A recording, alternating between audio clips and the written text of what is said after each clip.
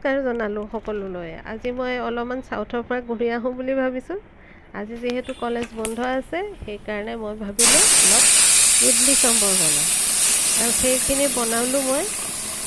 বনাবলৈ যাওঁতে কেনেকৈ কি ব্যৱহাৰ কৰিলোঁ আপোনালোকক মই দেখাম। আপোনালোকে চাওকচোন। যদি ভাল লাগে আপোনালোকে কমেণ্ট কৰিব, শ্বেয়াৰ কৰিব। যিহেতু আজি বন্ধৰ দিন, বাৰীৰ পিছফালে কলগছ এজোপা আছিলে, তাৰ পৰাই পাত এটা লৈ আহিলোঁ। ভাবিলোঁ অকণমান দক্ষিণ ভাৰতৰ এটা সোৱাদ লওঁ, কাৰণ খালি ইডলি বনালেই নহ'ব, কলপাতখন ব্যৱহাৰ কৰিলে ভাল লাগিব বুলি ল'লোঁ। কলপাতখনকে কাটিম বুলি গ'লোঁ, কলপাত এডোখৰ কাটি লৈ আহিলোঁ। তাৰপিছতে গছৰে নৰসিংহ পাত আছিলে, মই বোলো লৈ আহোঁগৈ কেইটামান পাৰি। নৰসিংহ পাতখিনি ল'বলৈ বুলি গ'লোঁ। ঘৰতে ধনিয়া পাত আছিলে, সেইখিনি ল'লোঁ। তাৰপিছতে আছিলে আপোনাৰ পদিনা পাত, সেইখিনিকো ল'লোঁ অলপমান চাটনি বনাওঁ বুলি। কাৰণ সদায় আৰু কিমাননো ভাতকেইটাকে খাই খাই কলেজলৈ যাব।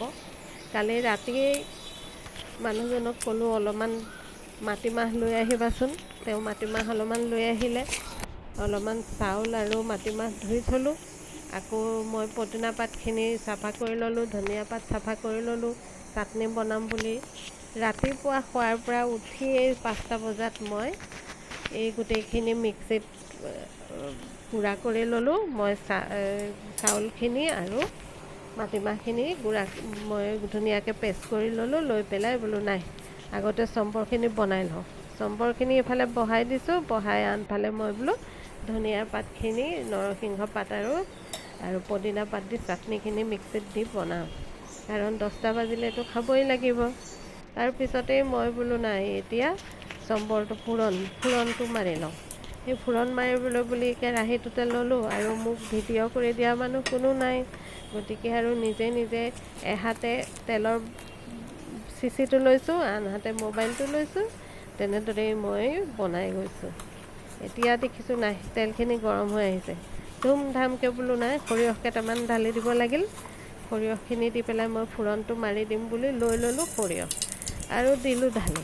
তাৰপিছতে শুকান জলকীয়া এটা নিদিলে বাৰু কেনেকুৱা লাগে, সেইকাৰণে ল'লোঁ শুকান জলকীয়া।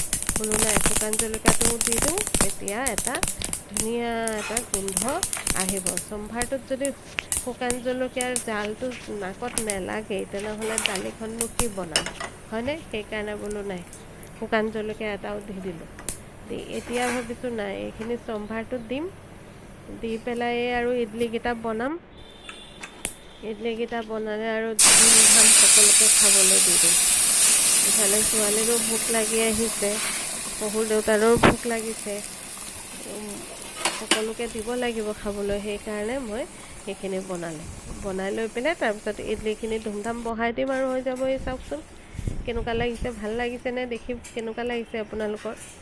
তাৰপিছতেই মই ইডলিখিনি ভাবিলোঁ নাই, এতিয়া মই বেটাৰটো যি বনাই থৈছিলোঁ, ইয়াতে যে আপোনালোকে অলপমান ক'লা ক'লা দেখিছে, সেইটো হ'ল মই তাত সৰু সৰুকৈ অলপমান ধনিয়া পাতো দি দিছোঁ। সেইকাৰণে বেটাৰটো দেখিবলৈ অলপমান তেনেকুৱা লাগিছে। এইয়া চাওক, এইকেইখন অৱশ্যে অকণমান ভাল হোৱা নাছিলে, কাৰণ মই ধুমধাম এইকেইখন বনাই দিলোঁ। তাৰপিছত যিখিনি বনাইছোঁ সেইখিনি আকৌ একেবাৰে ধুনীয়া চেপ এটাত আহি গৈছে। গতিকে আপোনালোকে চাব, ভাল লাগিলে কমেণ্ট কৰিব, শ্বেয়াৰ কৰিব। ধন্যবাদ।